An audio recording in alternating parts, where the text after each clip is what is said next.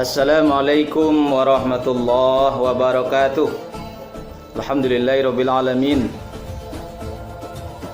Wassalatu wassalamu ala asyrafil anbiya'i wal mursalin wa ala alihi washabihi rasulillahi ajma'in. Asyhadu an la ilaha illallah wahdahu la syarikalah wa asyhadu anna Muhammadan abduhu wa rasuluhu la nabiyya ba'da.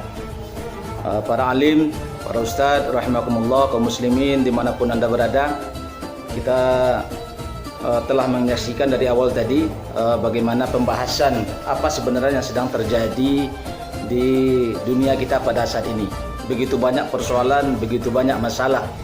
Persoalan dari sisi pemikiran, persoalan dari sisi penerapan pemikiran, persoalan dari sisi wabah penyakit yang sedang terjadi hari ini.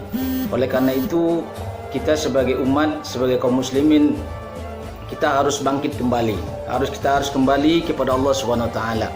Karena Allah Subhanahu wa taala telah berjanji kepada kita, wa'adallahu allazina amanu minkum wa amilus sholihat. Allah telah berjanji kepada orang-orang yang beriman dan beramal soleh. Apa janji Allah? La yastakhlifannahum fil ard. Allah akan memberikan kepada mereka kekhilafahan.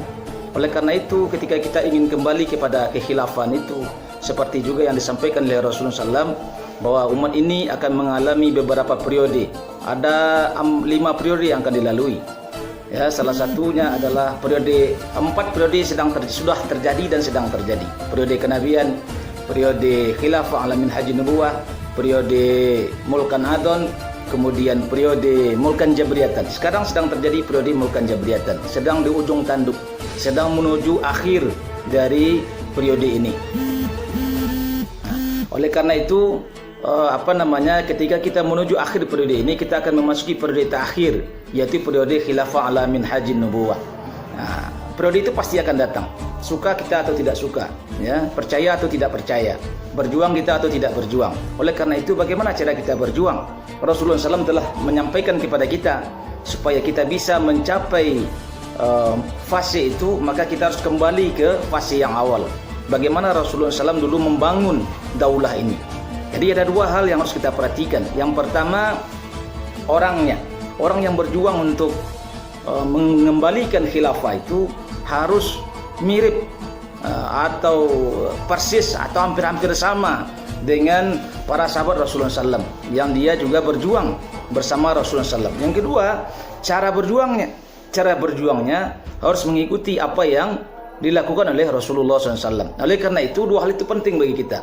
Yang pertama, kita sebagai kaum muslimin, kita sebagai ulama, kita sebagai bagian dari umat harus menyiapkan diri kita, ya, seperti contohnya para sahabat Rasulullah SAW. Yang kedua, caranya bagaimana? Seperti yang diajarkan oleh Rasulullah SAW. Bagaimana cara Rasulullah SAW? Pertama, Rasulullah melakukan tazkiyah wa takwin, pembinaan dan pengkaderan. Oleh karena itu, kita minta para ulama, para alim dimanapun antum berada semua, maka kita mari melakukan tazkiyah wa takwin, pembinaan dan pengkaderan. Coba fikirkan masing-masing kita, kalau seandainya kita hari ini mati, kalau seandainya hari ini kita dipanggil oleh Allah Subhanahu wa taala, sudah berapa banyak kader yang kita punya? Sudah berapa banyak pelanjut yang kita punya? Itu yang harus menjadi pemikiran kita. Kalau belum, maka berusahalah sekuat tenaga untuk membuat kader. Yang kedua, setelah kader-kader terbentuk, kita harus membentuk sebuah kutlah dakwah, sebuah kelompok dakwah. Dengan kelompok itu berjuang di tengah-tengah masyarakat. Dan yang tidak kalah penting, setelah kelompok terbentuk, setelah jumlah mereka banyak, setelah kemungkinan pengembalian daulah ini, pengembalian khilafah ini akan sampai, maka Rasulullah senantiasa melakukan yang namanya talabun nusrah. Talabun nusrah itu adalah meminta pertolongan kepada para tokoh, kepada orang-orang penting, kepada orang-orang yang punya kekuatan, ya. Apa tujuannya? 2 hal. Pertama, himayah, melindungi dakwah. Ketika dakwah di dalam menghadapi banyak masalah, dialah yang akan melindungi dakwah. Yang kedua, persiapan pendirian daulah. Oleh karena itu, kaum muslimin, para asatid, para alim, rahimakumullah, khilafah itu pasti terjadi. Pasti terjadi. Oleh karena itu, sekarang tinggal kita bekerja saja. Bagaimana cara kita bekerja sesuai dengan yang dicontohkan oleh Rasulullah SAW. Baik, itu yang dapat saya sampaikan. Mudah-mudahan ini membuka cakrawala kita, mencerahkan kita. Billahi taufiq wal hidayah. Wassalamualaikum warahmatullahi wabarakatuh.